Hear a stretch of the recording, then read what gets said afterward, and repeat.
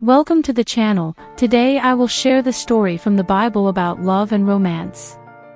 Put the earbuds and stay till the end. If you enjoy the video, please hit the like. Let's start. Adam and Eve, the original biblical romance. Read the story in Genesis 2-4 now. What happens?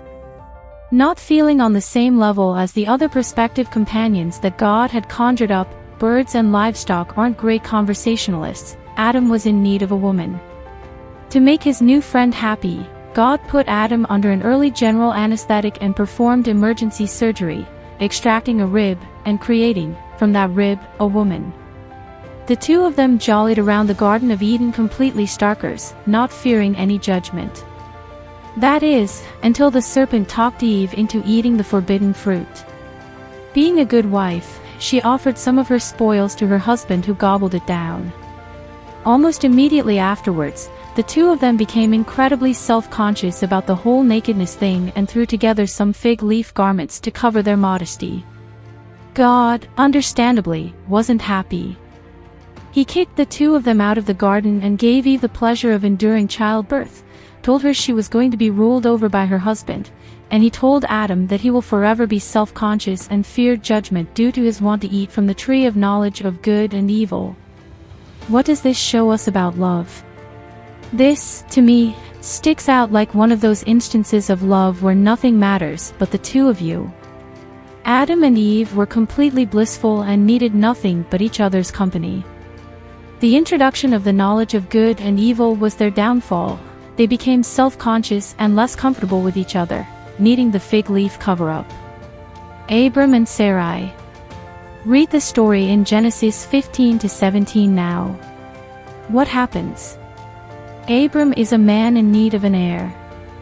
His wife, Sarai, is barren but determined to bear a child for her husband. Offering her servant, Hagar, as a vehicle to produce her child, Abram accepts and goes into her, a somewhat crude way to suggest lovemaking. The two conceive, but Hagar looks down on Sarai due to her being unable to produce an heir for Abram. Displeased, Sarai deals with Hagar harshly and forces her to flee. God, in the end, rewards Sarah's actions with fertility, and she gives Abram the heir he so desperately sought in Isaac. What does this show us about love? Sarah's love for Abram was so strong that she was willing to see him have a child with another woman to please him. Having a surrogate mother was equally as acceptable to her as having her own child with Abram. Understandably, though, became jealous of Hagar. This is surely a story that shows us that love makes us do some silly things to please the person that we love. Isaac and Rebekah. Read the story in Genesis 24 now. What happens? After the death of his wife, and seeing his son alone, Abram orders one of his servants to go and obtain a wife for his son from another town, so that Isaac isn't forced to go with a Canaanite girl. Armed with expensive jewelry, the servant finds Rebekah, whose appearance was prophesied by God, added to the fact that she offers the servant and his camel some water, and requests she join him in becoming Isaac's new wife. As they arrive back, Rebekah catches a glimpse of Isaac praying, and covers herself in a veil. Isaac brings Rebekah immediately into the tent where his mother, Sarai, died and marries her. As Rebekah entered the tent, miracles that were apparent when Sarai lived, and departed when she died, reappeared. What does this show us about love? It seems that Isaac was in desperate need of a woman figure in his life, especially once his mother had died. Rebekah, similarly God-sent, was seemingly the perfect substitute, seen through the re-emergence of the miracles that were present when Sarah lived. Every man needs a woman in his life to keep him on the straight and narrow, be it his mother or partner. Isaac found his replacement.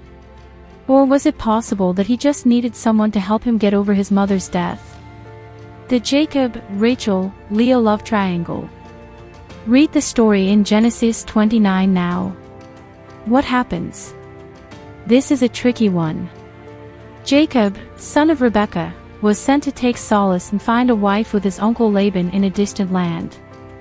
Here, he met his cousin Rachel, who he considered beautiful in form and appearance.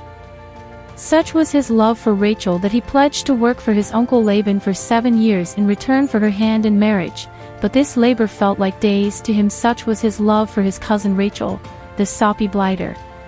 After 7 years of hard labor, the day came when he could finally marry the love of his life, Rachel. With the bride concealed under a veil, the wedding went without a problem and the marriage was consecrated that night. The following morning, however, wasn't quite as good. It turns out Laban had actually put Tender Eyes Leah under the veil and deceived Jacob because, apparently, it should always be the older child that marries first. Jacob was rightly angry, and vowed that after his wedding week was finished, he'd take Rachel for his wife as well. Although he did have to work a further 7 years. After that, it became like a competition for the two sisters to see who could give Jacob the most children, Leah taking the lead by giving Jacob 4 boys. The sisters even threw their respective servants at Jacob to up their tally. Surrogates were well within the rules. In the end, God blessed Rachel and she produced Joseph, who became Jacob's favorite. 1-0 to Rachel, I say. What does this show us about love? Although the story is relatively complicated, the message is clear: work for the one you want, and in the end you'll be rewarded with something incredible. Ruth and Boaz. Read the story in Ruth 1-4 now. What happens? Ruth, a widow and full-time carer of her mother-in-law, Naomi, took up work with Naomi's relative, Boaz. Ruth providing for the mother of her deceased husband was seen as a noble by Boaz, and he looked upon her favorably, despite the fact she was a foreigner. Boaz cared for Ruth, and sent her to work in a field full of young women to ensure that the young men didn't assault her. Ruth sleeps with Boaz, no hanky-panky, and is told that, should she not find a redeemer, that Boaz himself will redeem her. All feels particularly sexual to me. A potential redeemer comes, but is put off when Boaz tells that Ruth is part of the deal. Apparently he was only after the land and not a woman on the side. Therefore, Boaz takes Ruth as his wife and with it inherits her land, thus keeping it in the family. What does this show us about love? Boaz has Ruth's best interests at heart, and does all he can to ensure that she remains safe. Indicating that true love is about protecting, caring and supporting for the one that you love. Michal and David. Read the story in 1 Samuel 18-19 now. What happens? Mighty warrior and slayer of Goliath, David struck fear and jealousy into King Saul, fearing that David's popularity brought everything. It was only the kingdom that he didn't possess.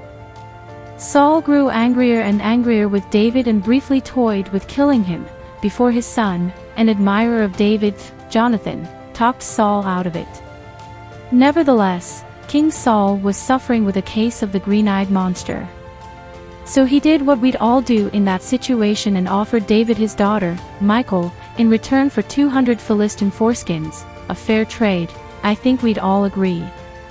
But this gesture of goodwill is short-lived, and Saul's rage grows and he sends for David's murder.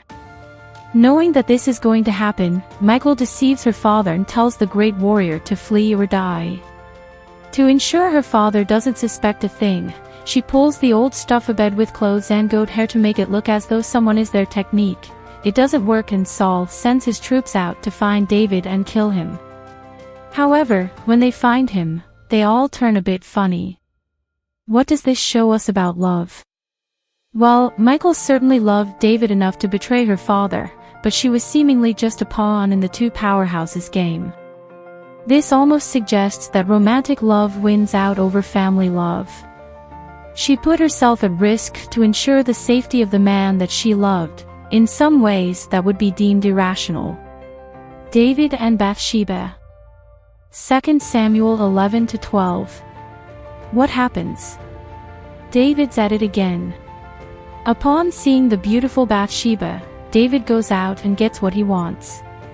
Unfortunately, the beautiful woman was married, but that doesn't stop him, and the two of them perform adulterous acts. Naughty. It gets worse, however, when it turns out that Bathsheba is carrying David's child.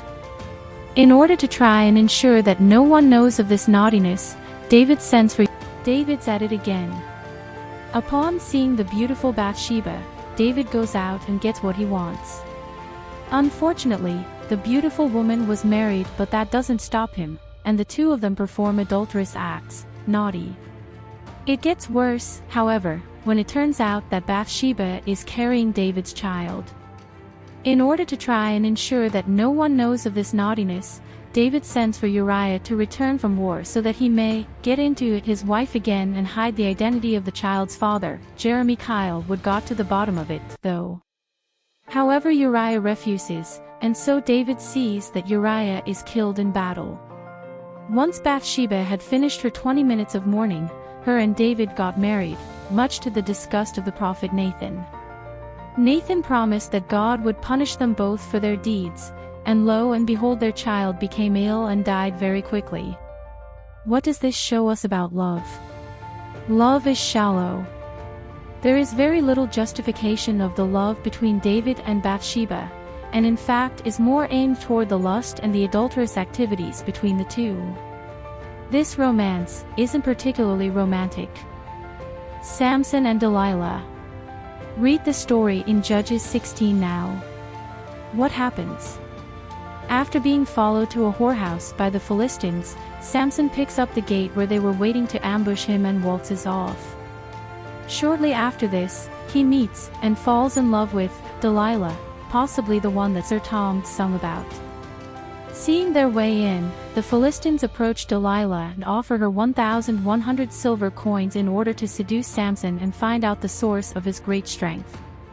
She accepts and politely asks where his source of great strength is drawn from, as subtly as that, to which Samson lies a few times, tricking her into thinking his power is diminished if his hair is tied up, or if he is tied up in certain pieces of rope.